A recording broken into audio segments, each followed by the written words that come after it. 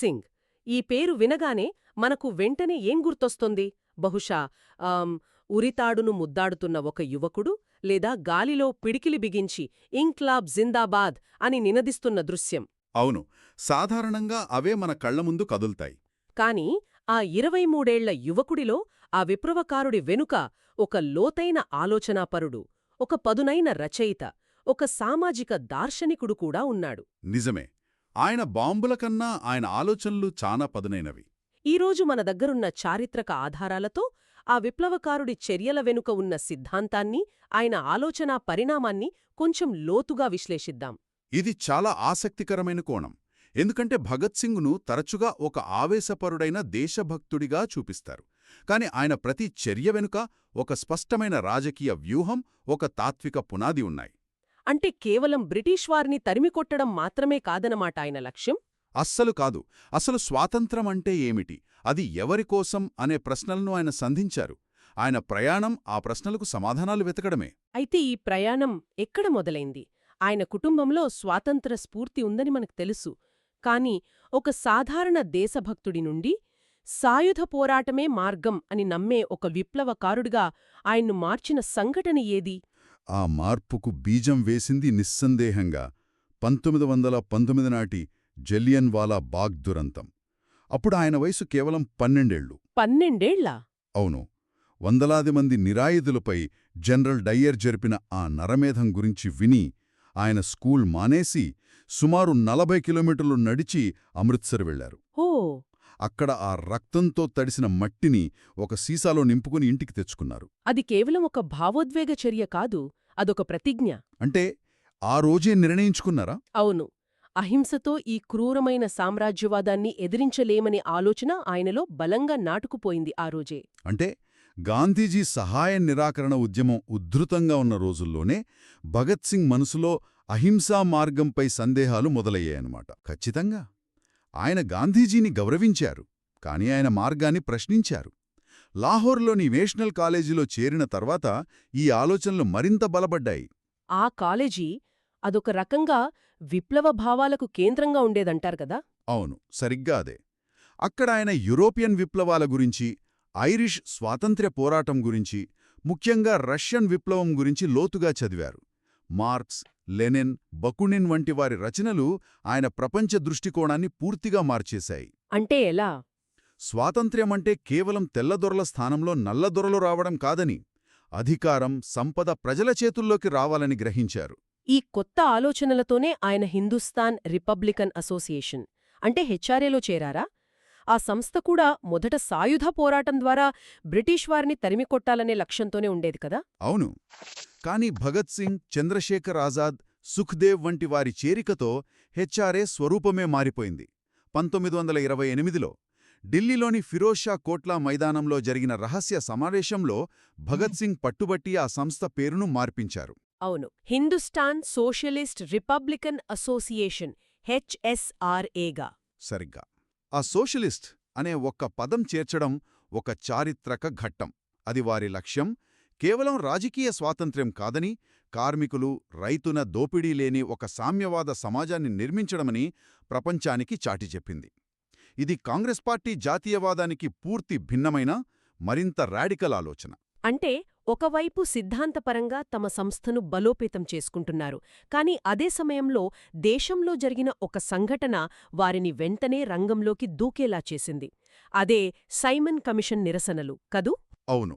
Simon కమిషన్కు వ్యతిరేకంగా లాహోర్లో జరిగిన శాంతియుత ప్రదర్శనలో తమకు ఎంతో ఆరాధ్యుడైన లాలా లజపత్ రాయ్పై పోలీస్ సూపరింటెండెంట్ జేమ్స్ స్కాట్ కిరాతకంగా లాఠీచార్జి చేయించడం. గాయాలతో ఆయన మరణించడం. అది హెచ్ఎస్ఆర్ఏ యువ విప్లవకారులను తీవ్రంగా కలిచివేసింది. ఇది కేవలం ఒక నాయకుడి మరణం కాదు, మొత్తం దేశ ఆత్మగౌరవంపై జరిగిన దాడిగా వారు భావించారు.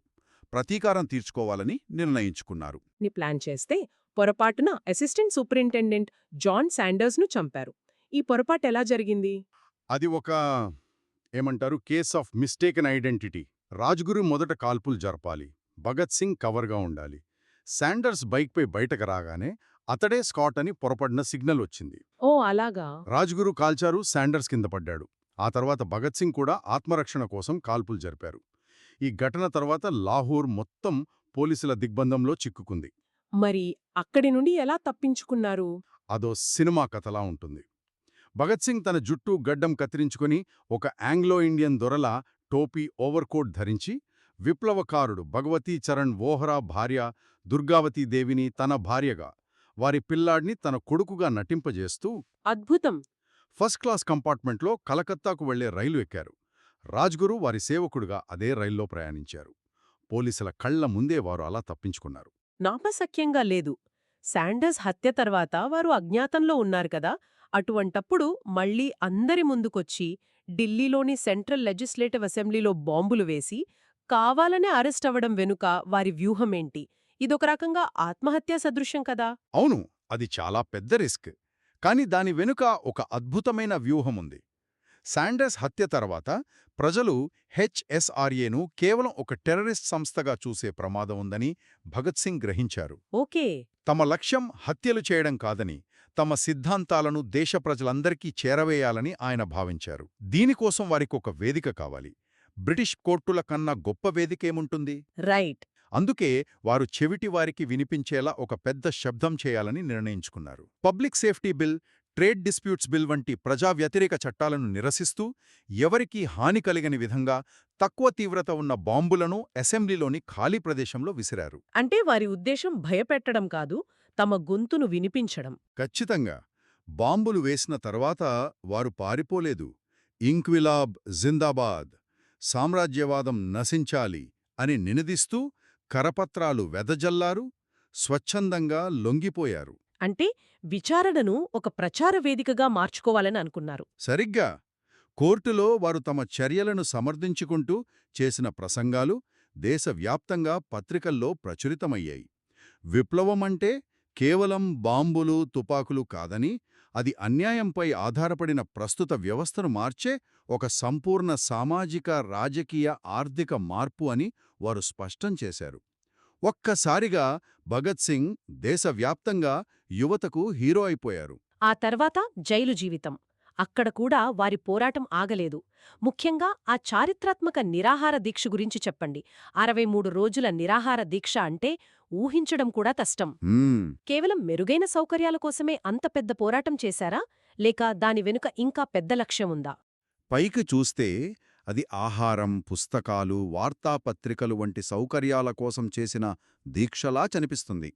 కాని దాని వెనుక ఉన్న అసలు లక్ష్యం రాజకీయ ఖైదీల హక్కుల గుర్తింపు. అంటే బ్రిటిష్ ప్రభుత్వం వారిని సాధారణ నేరస్తులుగా చూపి వారి రాజకీయ పోరాటాన్ని కించపరచాలని ప్రయత్నించింది. దానికి వ్యతిరేకంగా, మేము నేరస్తులం కాదు, రాజకీయ ఖైదీలం, మా పోరాటానికి ఒక సిద్ధాంతముంది అని నిరూపించడానికి వారు ఆ దీక్ష చేపట్టారు. ఆ దీక్షలోనే జతీంద్రనాథ్ దాస్ మరణించారు కదా? అవును. జైలు అధికారులు బలవంతంగా గొట్టాల ద్వారా పాలుపట్టడానికి ప్రయత్నించినప్పుడు వారు తీవ్రంగా ప్రతిఘటించారు. ఆ పోరాటంలోనే జతీంద్రనాథ్ దాస్ 63 రోజుల దీక్ష తర్వాత ప్రాణాలు విడిచారు. ఆయన మరణం దేశాన్ని కుదిపేసింది. భగత్ సింగ్ కేవలం ఒక విప్లవకారుడే కాదు, మానవ హక్కుల కోసం ప్రాణార్పబడ్డటానికి సిద్ధపడ్డ యోధుడని ప్రజలు గుర్తించారు. ఇంత జరిగినా చివరికి లాహోర్ కుట్ర కేసులో భగత్ సింగ్, సుఖ్దేవ్, రాజ్గురులకు మరణశిక్ష పడింది. వారిని కాపాడటానికి గాంధీజీ తగినంత ప్రయత్నం చెయ్యలేదని ఒక విమర్శ ఇప్పటికీ ఉంది. ఇందులో నిజమెంత? ఈ చాలా సంక్లిష్టమైన, వివాదాస్పదమైన విషయం. గాంధీజీ ఇర్విన్ ఒప్పందం చర్చల సమయంలో గాంధీజీ రాజకీయ ఖైదీలందర్నీ విడుదల చేయాలని కోరారు. కాని హింసకు పాల్పడిన వారిని విడుదల చేయడానికి వైస్రాయ్ ఇర్విన్ ఆయన ఒప్పుకోలేదు. ఓకే. గాంధీజీ భగత్ సింగ్ ఉరిశిక్షను రద్దు చేయమని చాలాసార్లు ఇర్విన్ అభ్యర్థించినట్లు చారిత్రక ఆధారాలున్నాయి. కాని ఆయన అహింసా సిద్ధాంతం ప్రకారం హింసను బహిరంగంగా సమర్థించలేకపోయారు. భగత్ సింగ్ను విడుదల చేయకపోతే ఒప్పందం కుదుర్చుకోనని గట్టిగా పట్టుబట్టలేకపోయాలనేది విమర్శకుల వాదన. మరోవైపు భగత్ సింగ్ కూడా క్షమాభిక్ష కోరలేదు అంటారు. అవును, ఆయన స్వయంగా క్షమాభిక్ష కోరడానికి ఇష్టపడలేదు. తన మరణం దేశ యువతలో స్ఫూర్తిని నింపుతుందని ఆయన బలంగా నమ్మారు. ఇక ఆయనలోని మేధావి రచయిత గురించి మాట్లాడుకుందాం. జైలు గదిలో మరణం ఎదురుగా ఉన్నప్పుడు ఆయన రాసిన నేనెందుకు నాస్తికుడిని వ్యాసం. Why I'm an atheist. అవును, దాని గురించి చెప్పండి. అది కేవలం దేవుణ్ణి తిరస్కరించడం గురించా, లేక అంతకు మించిన లోతైన తాత్వికత అందులో ఉందా? అది కేవలం దేవుడి ఉనికిని ప్రశ్నించే వ్యాసం కాదు. అది హేతువాదం, మానవతావాదం, విమర్శనాత్మక ఆలోచనలపై ఆయనకున్న ప్రగాఢ విశ్వాసానికి నిదర్శనం. హ్మ్, అందులో ఆయన తన నాస్తికత్వానికి కారణాలను వివరిస్తారు. తన అహంకారం వలనో, కీర్తి ప్రతిష్టల వలనో నాస్తికుణ్ణి కాలేదని, సుదీర్ఘ అధ్యయనం, ఆలోచనల ఫలితంగానే ఈ నిర్ధారణకు వచ్చానని చెబుతారు. ఈ ప్రపంచంలో ఇంత పేదరికం, దోపిడీ, బాధ ఉన్నప్పుడు సర్వశక్తిమంతుడు, కరుణామయుడైన దేవుడు ఎలా ఉంటాడని ఆయన ప్రశ్నిస్తారు. చాలా పదునైన ప్రశ్న.